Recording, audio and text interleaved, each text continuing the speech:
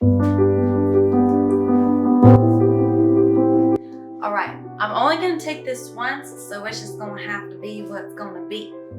If you don't know me, hi, I'm Grayson, and I write blogs sometimes, so I thought it'd be fun to do a video of my latest blog in case people don't want to spend the time to read it. It is titled Essence and Empathy. I read a lot.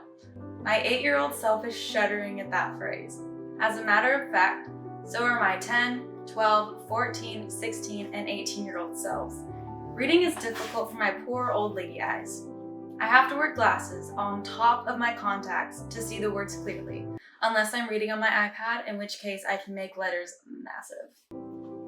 If it's such an effortful process, why do I do it? Because reading offers the opportunity to see through someone else's eyes, hopefully ones that don't require double magnification like mine. Reading allows the reader, in a sense, to adopt the perspective of the character or author. So often, we shut out other people's perspectives, consciously or unconsciously. We think that our reality is the only one that exists, but science demonstrates that's simply not true. I know it's awkward to comprehend, but I'll say it again. Your reality is not the only one that exists. I can say with full confidence that you and I have not lived the same life. Therefore, our brains don't perceive people, food, locations, interactions, music, color, body language, sports, art, tone of voice, stories, anything else in the same way. If that's not mind-boggling, I don't know what is. The boggle of that concept sparked my curiosity a few years ago. Specifically, a curiosity about the essence of others.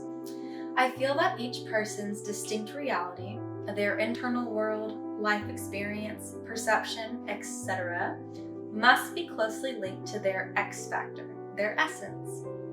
A person's essence is defined in a few different ways. Apparently, philosophers and scientists can't agree on a single definition. What a shocker.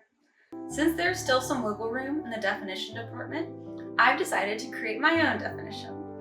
Life experience and lots of self-study has led me to this. Essence is the unique, subconscious expression of life's collected experiences, interpretations, and beliefs. Your essence is a spectacular cacophony of the best and worst experiences life has to offer. Love and betrayal, growth and trauma, dedication and indifference, optimism and fear. The wholeness of your essence accrues over time based on an entire life's worth of experiences. The interpretation of these experiences is ultimately expressed through observable and palpable subtleties in your character called essence. I hope that made a little bit of sense. Luckily, my description is far simpler. Essence is observable but incomprehensible. You are an intriguing riddle that no one will ever fully decipher. The world can observe your interactions, your personality, and may become familiar with your quirks, but the essence of you is yours and yours alone. Now I'll tell you why I actually enjoy reading. It's because as I read, I get to see the world through someone else's eyes. I get to experience their essence develop firsthand. I get to practice understanding a character's life circumstances and responses to obstacles. I get to observe someone else's reality. I get to cultivate empathy.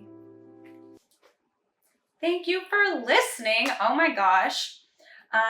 If you want to actually read the blog, I guess I'll link it in whatever thing you link stuff down below. But just remember that you are insanely unique. And the essence of you, I don't think will ever be fully discovered.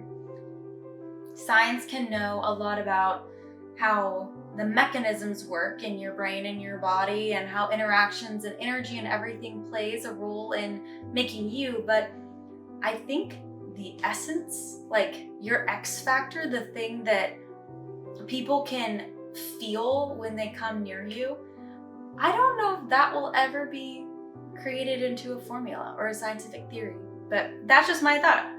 There's lots of time left in the world.